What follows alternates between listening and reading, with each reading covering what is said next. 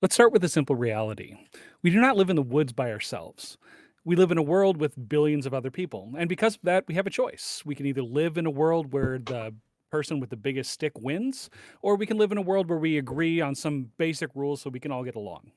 The social contract isn't some dusty ancient document in a museum. It's a simple common sense agreement that says, I won't hit you, you won't hit me. Instead, we'll both follow the law and see if we can both make this work, raise our families, and feel safe. It's the basic deal that makes modern life possible. Now, Game Boy might say, I never signed a contract, but let's be honest, we all sign it every single day. When you drive on a road that you didn't pave yourself, when you buy food that was inspected by the government, and when you call 911 because there's an emergency, you are participating in a deal. In everyday life, we call this fairness. You can take all the benefits of living in a civilized society, the internet, like electricity systems, and like safety, whether it be fire or police, and then turn around and say, well, the deal isn't valid when it's time to follow a rule or pay tax. It's a two-way street. We give up a little bit of total of do whatever I want freedom, and in return, we get a world that actually functions. The most important part of this theory is that it puts us, the people, in charge. Before this came along, people thought kings were like chosen by God or did whatever they wanted. Uh, the social contract flipped that. It says government has the power only because we let the government have that specific job. And think of this like hiring a contractor to fix your house. If they do a good job, the contract stays. If they stop doing a job or start stealing from you, the contract is broken. You fire them. That's what democracy is. It's us ultimately checking on the contract. It's the only way to have a government that isn't a bully. At the end of the day, the social contract is valid because it works. It's the reason we aren't living in constant fear of our neighbors. It's the reason we have rights that aren't actually written down and protected. And it's not a perfect system because humans aren't perfect, but it's the best deal we've ever come up with. If we throw out the social contract, we're back to survival of the fittest. And I don't think any of us actually want to live in that world. I urge you to support the affirmative. What is a social contract? The social contract is an agreement between two individuals that leads to a mutual outcome. Isn't that a contract? What's the social contract? What The what social makes contract, what makes it different? It's an inherent understood thing between two parties that they both believe will be beneficial without actually having to put pen to paper or make a verbal agreement. so is how is that stopping it from being the survival of the fittest? Isn't the Can you survival of the restate the fittest a question? social contract? Survival of the fittest, a social contract? No, I think It it's a natural construct within like the biological world. Yeah, but if I say overpower you and people respect my power over you as something implicit in something that basically, if parties agree that my power over you is valid and just, is that not a social contract between the people around me and me over my ability to conquer and control you? Well, that depends. Do you believe in living in a world like Mad Max 2 Thunderdome, where two men enter, one man leads? Why Is is that that the kind related? of I asked you a society? question and you're avoiding it.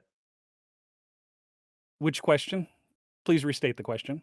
Isn't isn't a hierarchy of survival of the fittest where everyone respects my ability to control people based off how strong I am and how easily it is for me to conquer others? Isn't that a social contract where parties around me agree that I have the ability to control you? No, I think that is mandate by fear. Well, if they agree to it, I mean, if I'm not conquering them, do they have any That's reason That's not a to agree mandate to by that? fear. Low key, I don't really agree that the social contract is just two parties. I think most people, especially him, when he's referring to, okay, well, before that, the government got its right from like the monarchy or whatever. And he's saying, oh, that stopped at one point. He's not saying that we automatically all agreed in social contracts. if he's going to have that broad definition that's been around forever, and it didn't stop us from having the survival of the fittest or a monarchy where we didn't have implicit rights, that's just not how it's operated. Like, we usually point to the Declaration of Independence, where to secure these rights, the governments are instituted among men, deriving their power from the consent of the governed. Yep, I really didn't consent. I just accepted the circumstances I was under. I can't tacitly agree to the services provided if I'm forced to pay to them or they are monopolized. I can't likely avoid the justice system if there's no alternative. And if the justice system is enforcing other laws like regulating the roads, regulating this, forcing me to do this or forcing me to do that, even stopping me from killing someone, that's me participating in a system that exists regardless of whether I agree to it. It's a social agreement, sure, but it's not the consent. The government's instituted among men regardless of the consent of the governed. And I think that's really not being taken for granted. I think there is this complex old document saying what the social contract is, even dating to like Rawls and them. You don't say social contract simply as a social agreement between two parties. You're saying it's specifically where a government or institution that is allowed to do certain things in protection of your rights, which I don't think is a fair agreement. I think to make it as broad as possible and use these kind of catchphrases of this or that, this or that. What if you had no rights? Well, the social contract stops that. What if you had this monarchy? Well, the social contract stops that. But then having a broad agreement of something that could have existed with those things that he's describing, I just, um, sorry, lost my train of thought. Something popped up on my computer. It's not even like a contract because a lot of the institutions which derive their power from a social contract exist before I'm born, take their power from the consent of the governed before I was born. It's not reinstituted when I agree to it. It just exists. It simply does exist. And you have to prove this consent or agreement that's constantly renewing itself without anyone explicitly agreeing to it. It's not like an implicit agreement like with regular contracts because I'm not voluntarily engaging in those services half the time. So if you agree that because you weren't born here, you don't necessarily need to like, That well, that I the was born government here. had, well, that because you were born here and you didn't necessarily agree to what the government is doing here, that you shouldn't have to follow the rules, correct? That's not what I said. Then what did I you said I say? just didn't consent to it. Okay, so which country would consent to something that you would agree to like that? What are you saying? Can you rephrase? You want to live in a country that agrees with your That's not what ideology, I correct? said. Okay, well, you said that you I'm don't fine want living in to a live. country that doesn't derive its consent from the government. Okay, okay, because you can expatriate. Yeah, but Expatriation is I allowed. I'm just simply saying no government derives its consent from the governed because it's not possible. It's not How is it not possible for possible? me to if you put, say, laws in a justice system imposed on a minor, saying I can't Mhm, drink or smoke, which are totally fair, and we can both agree, hey, maybe a 6-year-old shouldn't drink or smoke. But we mhm, still say that a minor can't consent at these ages, and that's why we have those laws. Then mhm. why are laws in place by a government or an institution that derives its consent from the governed if I'm being governed and can't consent? Because it's because you're being governed and you can't consent? Because the guy well, the government hasn't chosen whether you can consent or not. So Well, then it doesn't derive its power from the my main question here is in the absence of a social contract, how are property rights enforced between two neighbors who have a dispute? I think the government can exist without a social contract, and I think it has existed without a social I contract. think that's contradictory to what you were saying before. How? How can we, in essence, not have the government be involved in the livelihood of the citizenry and still be able to follow or to find The a what social is it, a way to contract enforce? is not the social contract is not the existence of the government, but rather a theory on why the government exists and what the rights extend to that the government does. I believe the government exists in spite of any theory we have on it, such as the social contract, and exists basically evolutionary from basic family and political structures that came before it. Like a clan evolved into a micro state, evolved into a bigger state, evolved into an empire. The majority of sociological people have thought of this. I don't think we need this grand philosophical moral theory that was in place mainly to contradict, say, the monarchy and come in during the Glorious Revolution mainly, just so that we can have a justification for the state now. We can simply say the state has a moral reason to exist and thus should continue to exist without putting up this consent to the governed stuff that makes no logical sense in our modern day understanding of what it means to consent. So, but here, but here's the thing: the government itself, the like in essence, like the Constitution is a living document that changes over time. So, if Okay. something does not work in the social contract, because social contract and social contract theory tend to be a living thing and not something that is solidified and it's ever evolving with the times. The government is a way to enact this social contract on people in a fair and balanced way. No, the social contract is an agreement with the government, and the government has to maintain its A social contract is part an of the agreement social between contract. two individuals, the government and the individuals and the government. It's an Exactly. agreement between So all I have to three maintain separate my part of the parties. deal. No, that's no Yes. one's ever had that view. Like, can you tell me what like the origins of that view of the social contract? Because that's just not simply what the vast majority of people say.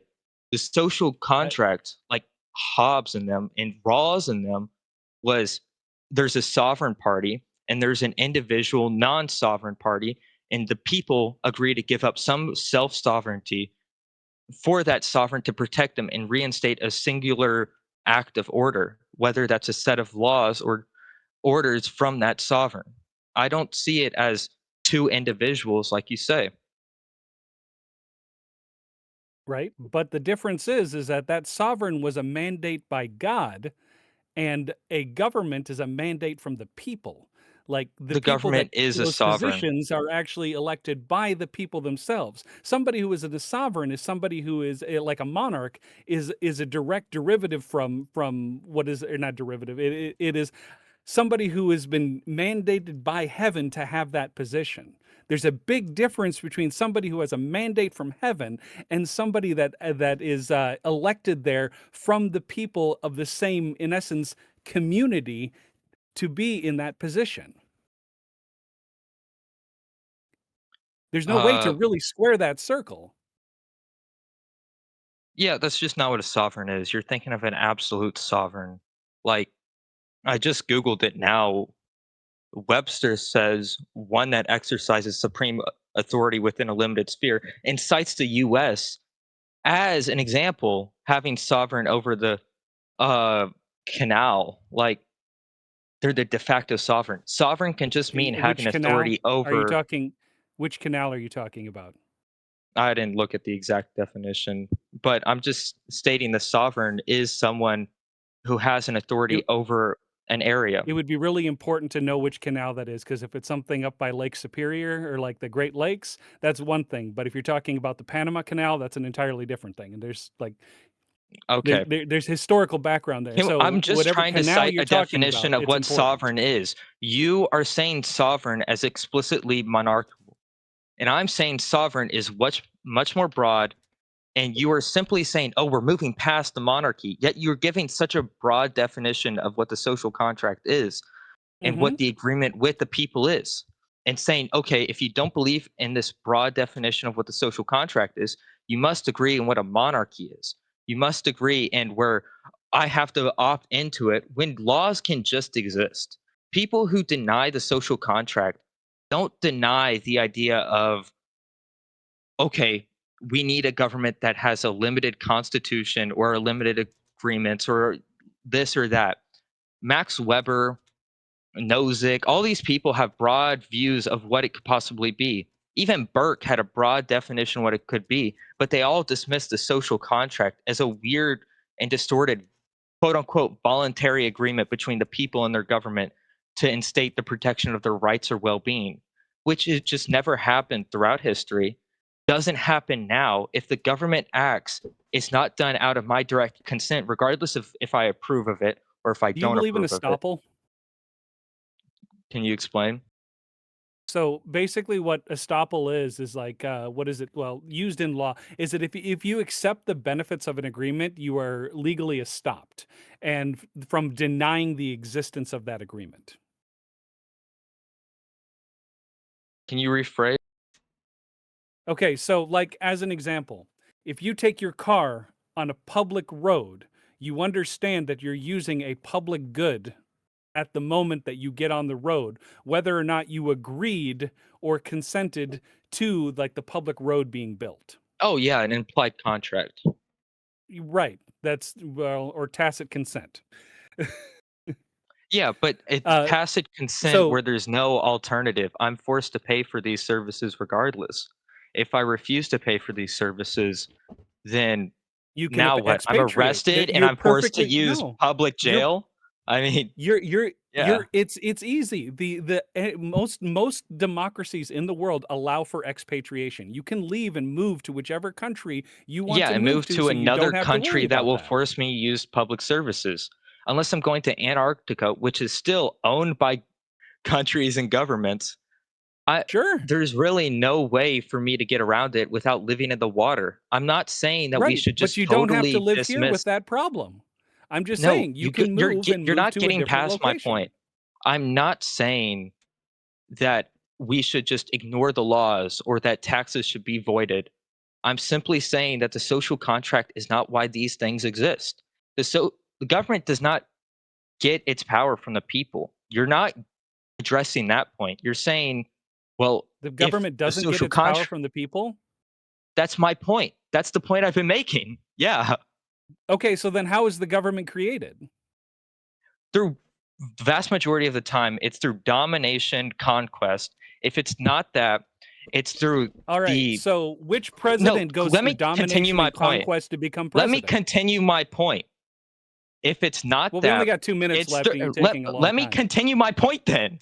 If it's not that, then it's clans leaders who organize into a broader social system or microstates evolving into a broader social system or the evolution of the family into clans, into states. These are basic sociologically, like sociological reasons why the state forms. I'm and then if the state already exists, do we acknowledge that we don't have direct power over it and that it's a separate organizational entity that acts separately from us, enacting laws onto us?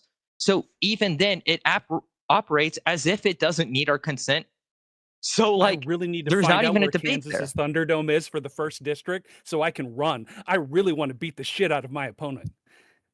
Just so I can be, that congressman of the first district of Kansas, because there's no way to civilly do this whatsoever. Can you explain Okay. that to me? Explain what? Explain to me. Well, you just said that there's no way for us to create a government in I essence didn't that say that. I didn't no, say that. you had basically just said that in order for us to the government basically has absolute control over everybody here and there's no way for us to influence it. I didn't say that. I just said it acts as if it doesn't need our consent. We still have some power over it, but it doesn't derive its power from the people. That's what I said. The key word, derive Then its how does power. it derives its power directly from the people? We vote. There are ballot measures. Okay. There are what is it? There Okay. are representatives. There are senators. We have like the president. The entire process of picking people for the Supreme Court. They have to go through a process And of what if the going through government just our didn't elected want a officials in democracy order to get to anymore? the Supreme Court. And what if the government just didn't want a democracy anymore or say, crazy idea, once they're elected, they don't do what the people want. This might be crazy, but like just because we put people in power doesn't mean that the power that they have is derived from the people. There can simply just be other people, Hmm. and the power And would still that's what exist within the government, right? and that's a great thing of why we have 50 states, and all different 50 states have ways to Okay, go but about this. it doesn't matter. Does the power exist regardless of the people in power?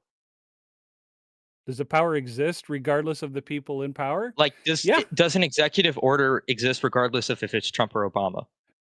it does exist, but here's the difference. The Okay, difference so is how is the the power difference derived is from the the people if it difference is the pre-exists? difference is the difference is that even if these people decide to have the power currently now, as the system evolves, that power can be stripped from them and that power can be added to them at the same time. It's not like that Clinton had the exact same power as Bush Jr. had. It's not like Bush Jr. had the exact same power that Obama had. There That are doesn't changes that matter. happen over time.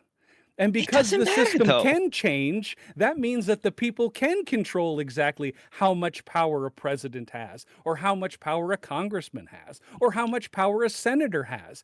It's an ever changing system. Okay, but the institutes, institutions, and the government still exist and pre-exist the people living today. It's existed Right? for Is it nearly. the exact same power? Okay, let me ask you a question. Hmm. How long has Congress's abilities to make laws existed? Congress's abilities to, are you talking like make bills or make laws? Yeah, make bills. Yeah. Make bills? Congress's ability to make bills, I think it's ratified in the Constitution from when the Oh, country yeah, was yeah. founded. Okay. So, how long has, let's say, the chief and commander of, like, the president controlling the military, quote unquote, that's Mhm. existed in the Constitution as well, right? Now, let's say if I Ah, voted Trump yeah. out of office, and I'm, Mhm, well, like in 2020, and Biden comes in, is he, mhm. is the president still the leader of the military? If you vote Trump out, like, what time period? Are Like you talking 2020. December? Yeah, is Biden 2020 in the leader of the December? military? In It doesn't December matter. after the election? Oh, Yeah, in de sure. well, yeah, it does, the time period does matter. Okay, So if Trump in gets out of 2020, office, is he still the leader of the military? Or is it the president of the United States? well, Trump would get out of office in January. That would be where his last day would be. I Okay, think it's great, January great, great. 20th. We're running out of time here. I know. Sorry. I need a Um, clarification, that's why. Not important. The power pre-exists the person we choose in office and will still be in. Isn't society improving proof that the social contract exists, i.e., there is less war now than at any time in history? I don't even know what that means. Okay, so let me rephrase. So the fact that there is a general improvement in society over time, do you believe that that is evidence of the social contract in action? No, the social contract is a theory in which is like how we got to the point we are at. The idea that we consented and among people and among man instituted a government to preserve our well-being and our rights. It's said in the Declaration. It's said in a whole bunch of like old English dudes and French dudes. It's like it's a theory. The government existing is something separate of that. And that's what I'm trying to get at. I believe in the government. I believe in our laws. And I think that there is an ideal government that we should be striving to. I don't think we should depatronize or we should leave. I think, simply said, I disagree with the theory. I think we need a better theory or just a better understanding of our government and what it should accomplish. If dictatorships like North Korea exist, does that mean that the social contract doesn't? So, in other words, does the existence of authoritarian dictatorships not fly in the face of the idea of social contracts? It can and it can't. So, as an example, some place like North Korea, where you have like defectors and whatnot, like giving like accounts of how the North Korean government violates the social contract. That's one thing. That's where I would point as that as an example of a failing social contract, or a social contract that needs severe reconstruction. But what I would say is that if you look at certain leaders' rule, like Charlemagne, for in instance, Charlemagne was considered to be like the quote unquote benevolent dictator.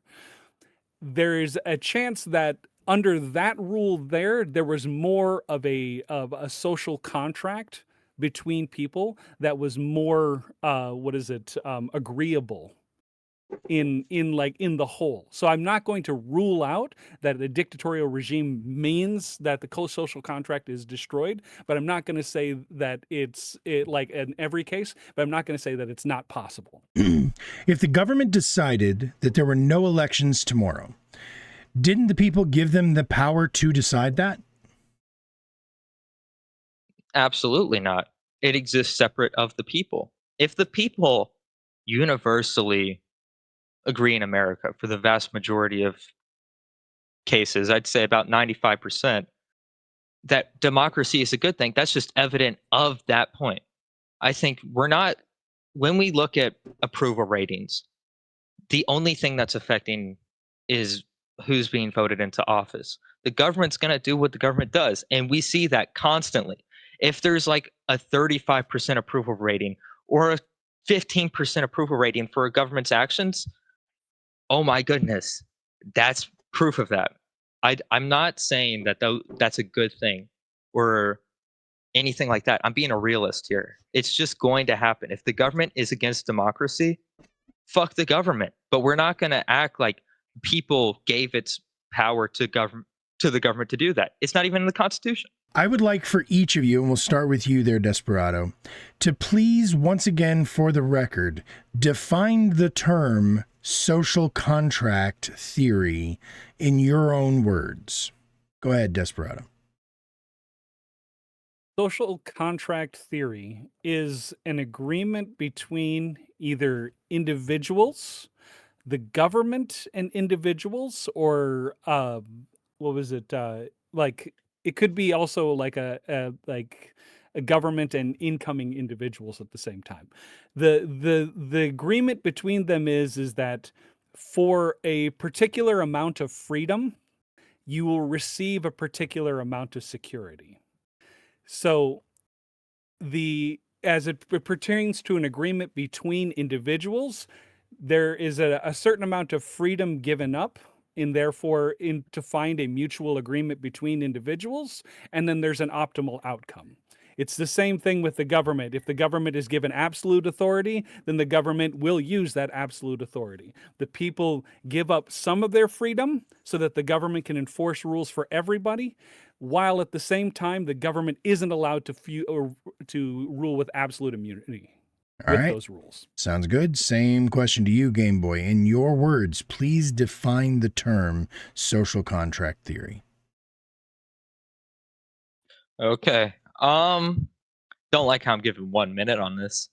Kind of like Ancom said at the beginning of this, beginning of the stream, like social contract is very broad, but the vast majority of cases I've seen is it's people and like a base state, whether that's the veil of ignorance or the state of nature, agreeing to give up some authority over themselves, like self-governance and the such, to have a certain outcome that protects their well-being or freedoms and maintains a certain amount of justice, or I think I've seen equality, but I'm just going to say fairness. Um, the vast majority of times, the government is seen as like a sovereign, not really the government with a set limited government or like an idealized form, but rather just any body that has a set of laws or will to protect the people. And that's what's being agreed upon. Just because you can't see the air doesn't mean that you aren't breathing. My opponent has spent the debate pointing out cracks in the ceiling of the state. They pointed out unfair laws and imperfect governments. But let's be very clear. Pointing out a leaky roof doesn't prove that the foundation of the house is invalid. In fact, it proves the opposite. We only know a law is unfair because we have a shared agreement, a contract, if you will, that says we deserve fairness in first place. Okay, they the negative and Game Boy wants you to decide or wants you to believe that without this invalid contract we would somehow be more free. But let's look at what this actually looked like. Without a social contract, there is no right to property. There is only what you can hold onto with a fist. There is no right to free speech. There is only what the strongest person in the room allows you to say. The social contract is the only thing that turns might into right. It's the only thing that ensures that the weak have the same standing as the strong in a court of law. To call the social contract invalid is to say that legal rights don't exist, and that we should go back to a world where everyone is for themselves and no one is safe. This contract is invalid because this contract is valid because it is living. It's valid because when it's broken, we have the power to fix it. We have seen it happen throughout history, moving from world where a few had a say to a world where ideally everybody has a say. That isn't a sign of a failing theory. It's a sign of a successful one. It's a deal that is constantly being renegotiated to be fairer and more inclusive. And that, by definition, is a valid functioning system. In the end, you have to ask yourself, which world do you want to live in? Do you want to live in a world of the negative, a world where there are no rules, no shared obligations, no collective safety? Or do you want to live in a world of the affirmative? A world where we agree to look out for one another, follow a common set of rules, and hold our leaders accountable. The social contract is the reason we can have the debate today in peace. It is the reason we have a future to look forward to. It is the best and most valid deal humanity has ever made. For all of these reasons, I vote for the affirmative. Pretty sure that was scripted before the debate, like last second, because that's not what I said at all. Like, I think just assuming that I was like an ANCAP and that it would be really easy to make a like anti-libertarian argument. Like I do believe in the state. It's not like anything I've denied. I believe in it in spite of me not believing in the social contract even. I think we do need the state to maintain some shared idea of protecting property, protecting our lives, avoiding robbery, and the such. It doesn't matter like to what degree. I still believe in the state. Like in spite of our wills or what we might do, the social contract doesn't exist. We didn't voluntarily choose the state in the past. It evolved from human nature with a whole bunch of evidence to back that. It's not a historically backed thing, nor nor is it morally backed. It's based off a weak theory that implies a tacit consent. When the things that are being provided and the services provided are only funded through either force or things we paid for, whether it's we in the general sense of people or things as in me with my taxes. It only got its power after forcing people or people naturally moving towards it. It wasn't a voluntary thing that I agreed to with tacit consent. Tacit consent insofar that I'm forced to pertain to the services it provides. There are no alternatives to our currency. There's no alternatives to our justice system. These are monopolies. If Hershey's say, okay, we have the right to rob you because you buy our food, and they're the only people who can sell you anything in grocery stores, then it's not me consenting to them robbing me. They just simply are the ones providing everything, and I have no other choice. If they get their said consent from the people who formed the government, then it's an inherited form of consent. If people in the past consented to the government's being formed, I did not consent to what it's being formed. If your parents agreed to something, you did not agree to something. It's very simple. Both forms of quote unquote consent that I've seen are both tacit, in which it has a monopoly over certain services that I can't avoid, or inherited, which is not seen in normal contract theory. I went into like the ideas of what forms a natural contract, and I didn't have to use one bit of it because we haven't gotten past what the social contract is. It's not a social agreement on what our standards of justice are. It's a social contract between us and the state. That is not fair.